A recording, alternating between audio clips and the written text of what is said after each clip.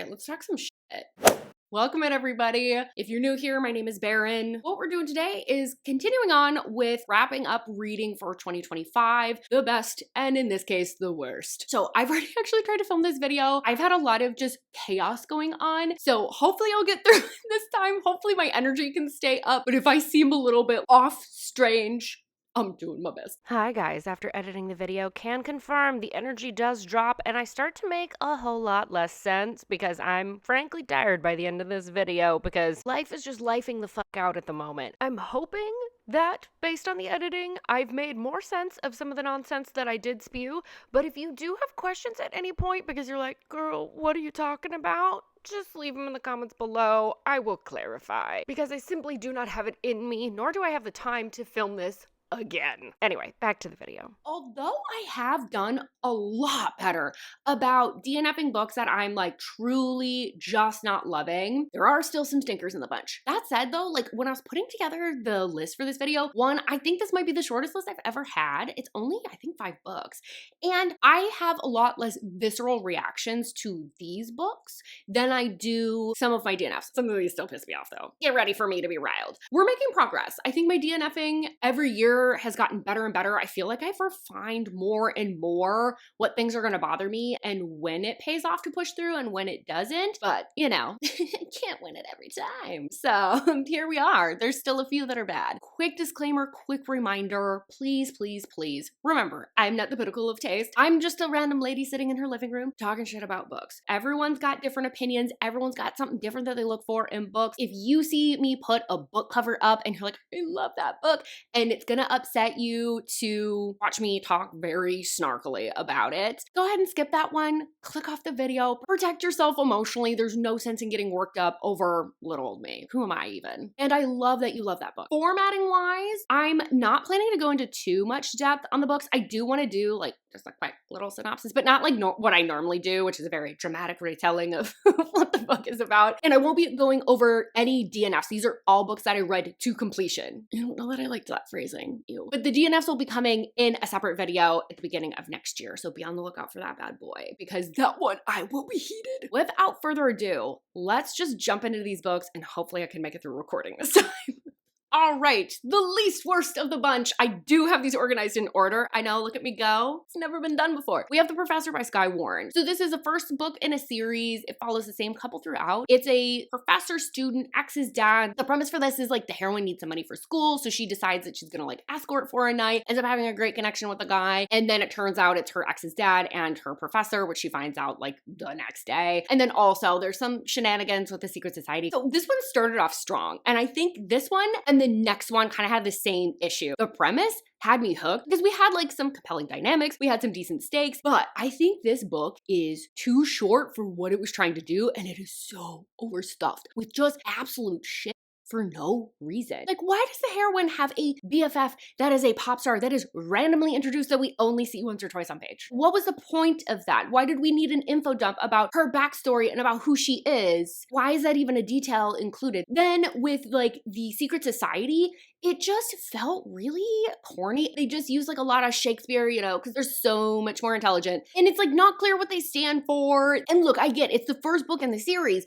but like we should be getting some answers. It shouldn't just be the secret society wilding out and doing stuff to the heroine and that's it. Like, I don't even know why they're interested in her specifically. I don't know why. What's the head honcho at a university called?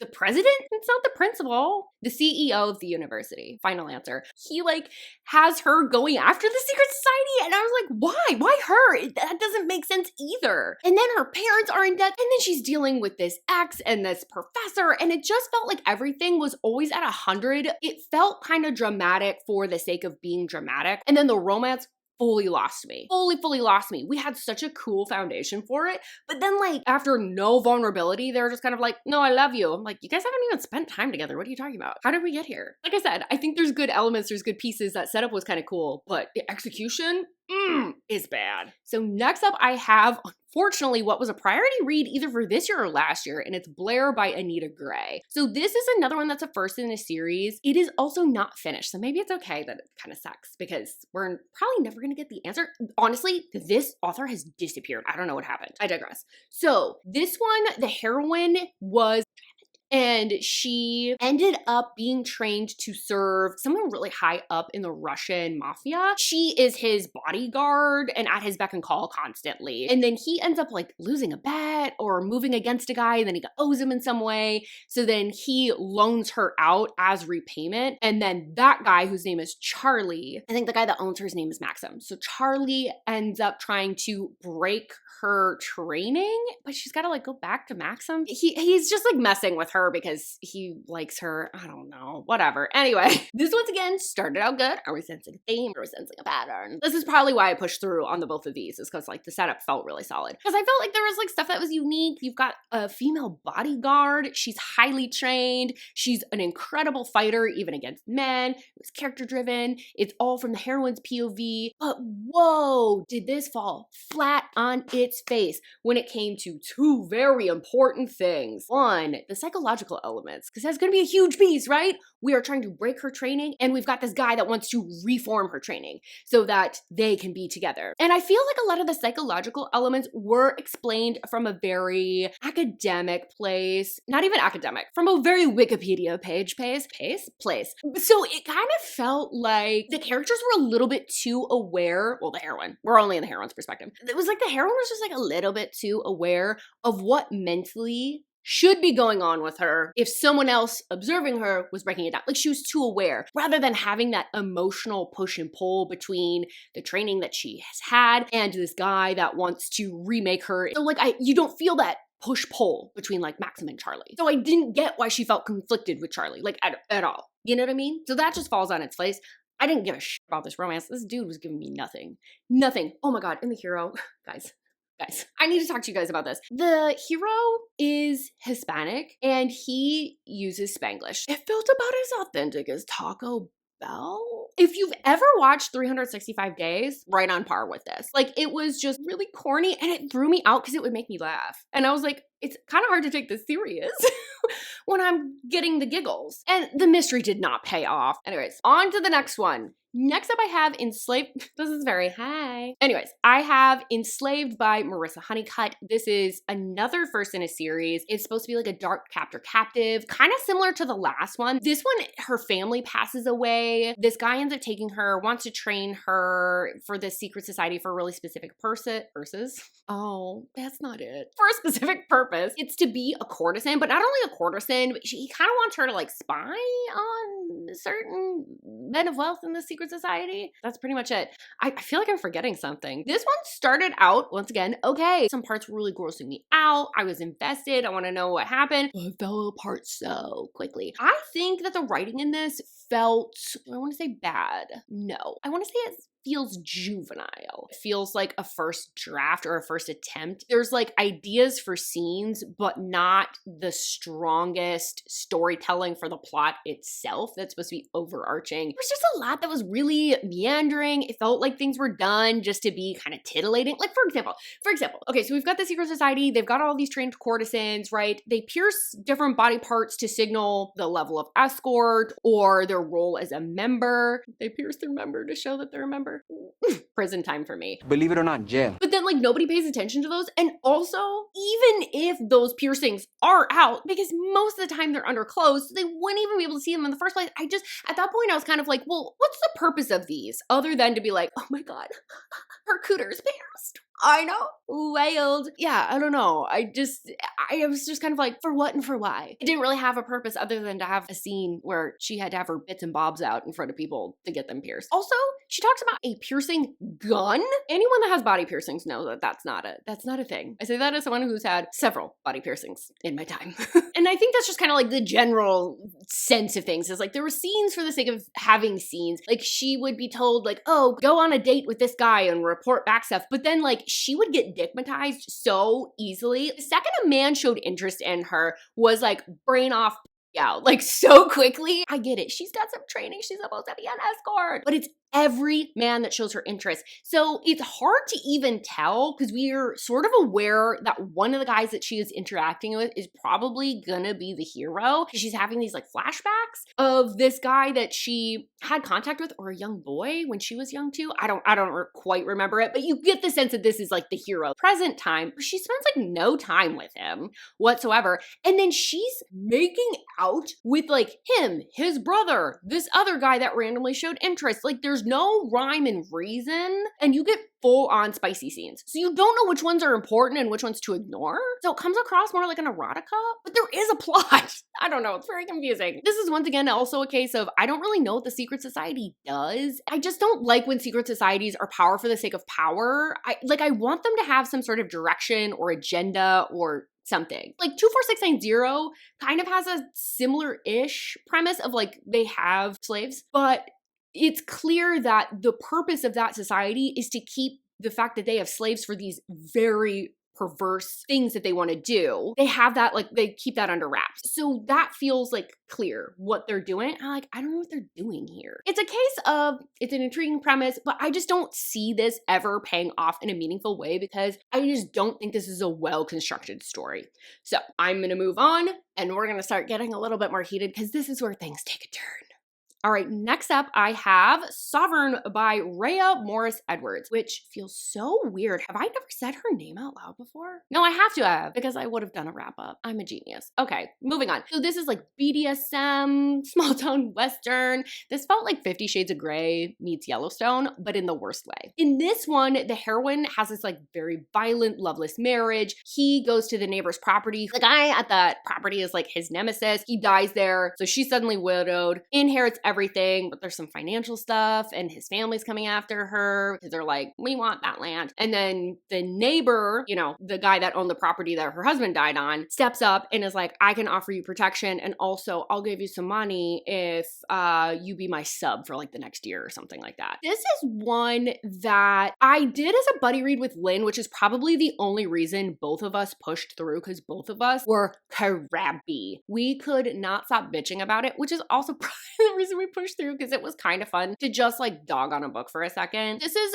very much an erotica. I don't think that this really has plot. It has a premise and a setup, but it doesn't really have a plot. The connection between the hero and heroine was too instant, too intense. It just never had that emotional depth or development to make it feel believable. It was just kind of like, we're in love. And then we just rode that into the sunset on an entirely too long book, but I'll get into that in a second. The other thing that really bothered me, there's multiple things. I don't know why I'm like making it sound like there's only two. No, there's a lot. One of the other things that bothered me was that there is a formal BDSM contract a la 50 Shades of Grey. The heroine is constantly unsure of what the rules are. There is a formal contract, but the hero changes things so often and will flip casual to dom mode at the drop of a hat that she continuously expresses fear of consequences. And yeah, when they're like getting down and dirty, she's like, actually, this is hot and I like that. But she's fearful. And that does not feel empowering because she just got out of an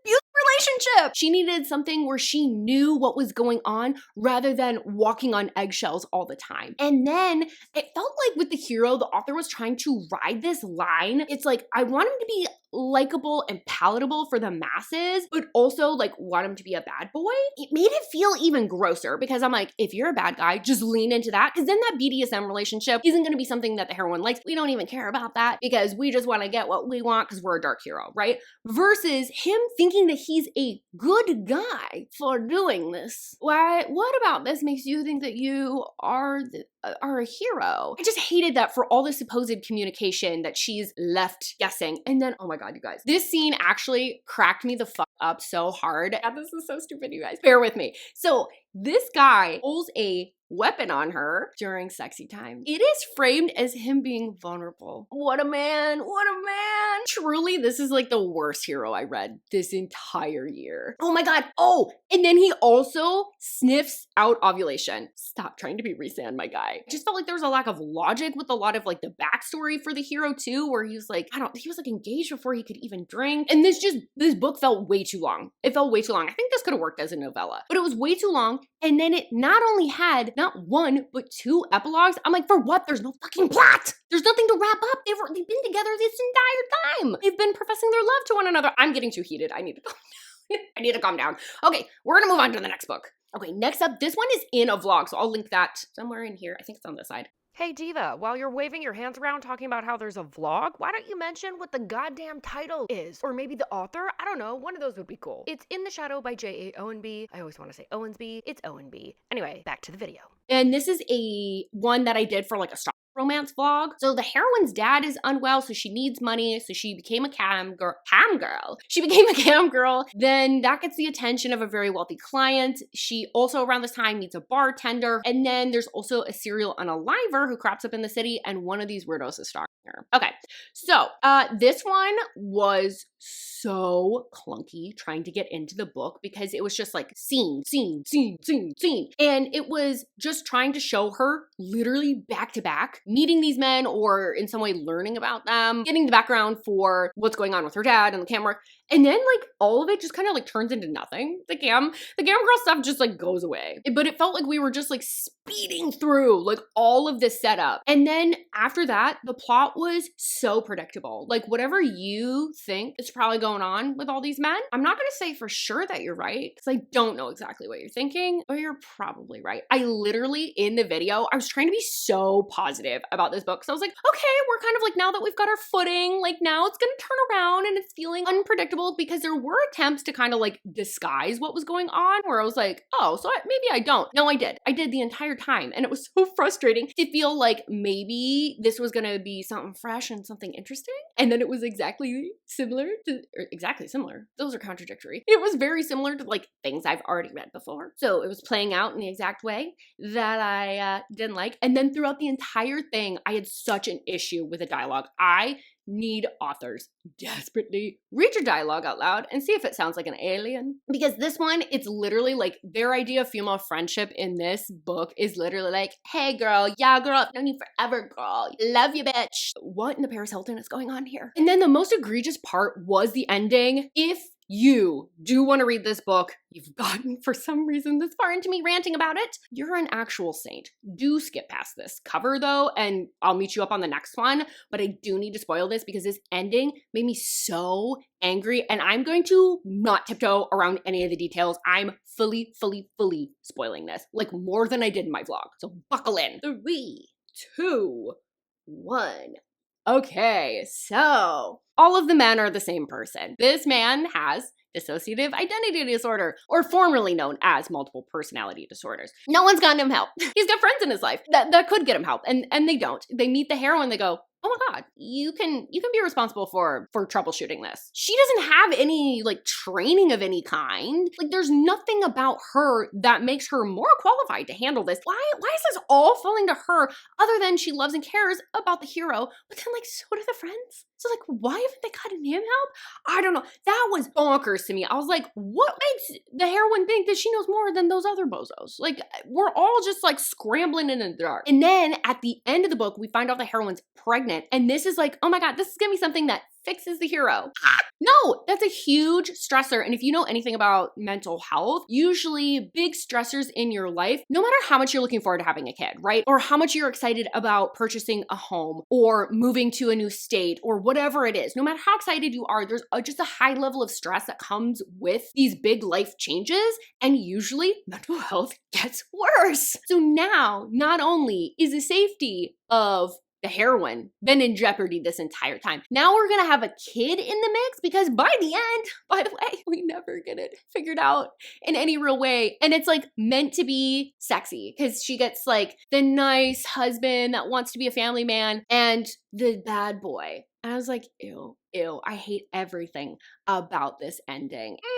I hated it, but not worse than the last one that we're about to talk about. My worst read of the year. So the worst book that I read this year, I downgraded it. I gave it 2 stars. I downgraded it to 1 star because this ending made me so angry. Sadly, I think this baddie on screen has forgotten how to YouTube. I don't know what happened to my brain in the past couple of weeks. Well, I do know what happened, but that's not the point. I have suddenly forgotten how to YouTube because I also forgot to mention the name of this book. It's Come Out by Alexia Onyx. Oh my god, why am I like this? This is like an erotica with romantic elements and some paranormal aspects as well. Guys, ready? Buckle in. So many trigger warnings for this one. So the hero's sister unalives herself due to cyberbullying. The hero then wants to unalive the people that did the bullying. So he goes to do that at their house, is successful with a few of the people, but then they get him. So then he's now dead and he is haunting the house that he died in, which is the house of the former cyberbullies. Then the heroine and her, not her friends really, but like her roommates all move in, realize that it's haunted. They all move out. She stays there because she's like, I don't think they mean any harm, the ghosts. And then I don't know, they get freaky together for the rest of the book. Yeah. There is plus size rep in here. The heroine is plus size. And I love that there's no tie to her depression there. She loves her body. She's got a banging body. People love her for her body too. So there's nothing about that that informs why she's depressed. That's like totally other reasons. I actually thought that was good and fun. Of the depression rep though, because we'll get to why. Also, I did like that both the hero and heroine were bi and or pan. It's never quite defined, but it did kind of get ruined because the heroine kind of cheats on that hero, kind of. They weren't like really officially together, but like that's the kind of feel that it has. And I'm begging authors and scriptwriters to just, can you not do that with your bi and pan characters? Just because someone likes more genders doesn't mean that they suddenly lose the ability to be monogamous or keep it in their pants. So like, can we just not do that? Anyways, let's move on because that's the least of my worries, honestly, although very frustrating. Yeah, this setup could have been really cool, could have been really interesting. I think there was a lot to explore with the paranormal elements. I think that the hero and heroine, like they're getting into their backstories more, could have been really interesting just because there's a lot going on there. One of them's straight up not alive. And then the other one is like super depressed. So what's going on there? There was all this potential for things to really be emotional and really explore a lot, but it doesn't turn into anything because we just play hide the hot dog like the entire time in this book. This could have been so good as a novella, but because we kind of abandon a lot of the plot, I don't think it works as a full-length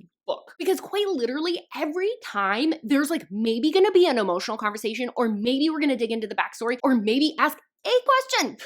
What's going on? It gets interrupted by them getting their freak on. And any relationship development that is supposed to be taking place, any conversations, yada, yada, yada, off page. So we don't get to see any of it. I think that's what it made it feel too long. Cause I'm like, okay, there's only so many scenes of him chasing her down and eating her meow meow on the stairs that I really care about. The limit is one, by the way. Once again, the ending of this book ticked me off. If you do plan to read this, if you want an erotica that's got paranormal elements and you don't mind that it doesn't end in an HEA, go ahead, skip until you no longer see this cover, but I'm gonna get into spoilers, so let's do this. I don't know why I keep doing this in this video. Okay, 3, 2, 1.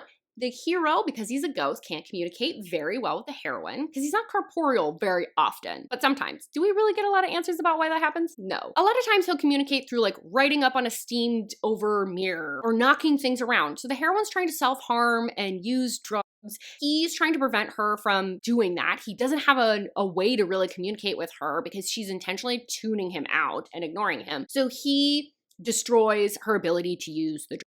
And that is framed as him not respecting her bodily autonomy. And we never challenge that. Like, I can get the heroine being like, I feel that way because I'm depressed and I am lashing out. So this is how I'm going to frame it because I wanted to do this thing because I'm not well, right? I can see that, but we never challenge that. The hero actually is like, oh yeah, I am the worst. I shouldn't have done that. No.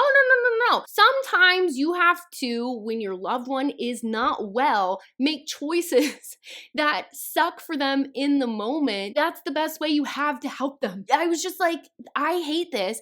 And then the ending. So that happens towards the end. That ends up being like part of the third act. I'm getting so heated just thinking about this. The ending, the heroine ends up unaliving herself. And it's like, she doesn't really have anything to live for. Everything she wants to live for is on the other side. I hate it here. Girlfriend has a cat that she does the bare minimum to have it taken care of, which is just another level of messed up. At least get proper care for your cat. Or, just don't have the character unalive herself. That would be great. Because I'm like, what kind of fucking messaging is that? And then the ending is literally them being ghosts together, trapped in the house, because we never figure out how to move on to the other side. Because why would we do that? They're just like, oh, there's more people moving in. Can't wait to fuck that roommate. I hate it here. That's supposed to be my happily ever after. I hate it. Anyways. I'm done with spoilers. And I'm also done talking about this book. All right, so those were the worst books that I read this year. I think I said I had 5. I think I actually have 6. You know what? It doesn't really matter. Those are the worst of the year. I would love to hear from you. What were your worst reads of the year? Let me know why you didn't like them, why they weren't working for you. Also, I would love to hear if you had similar or different experiences with any of these books. I'm happy to chat about that in the comments. And with all of that, thank you so much for being here. Thank you for making it to the end of this video, for spending part of your day with me. Don't forget to like this video if you did in fact like it. You made it this far in the video, so you'll like it at least a little bit. Don't be shy now. And don't forget to subscribe, a little Christmas gift to me. I would love to have you back on future videos, and I really do hope I see you on my next video. Bye-bye.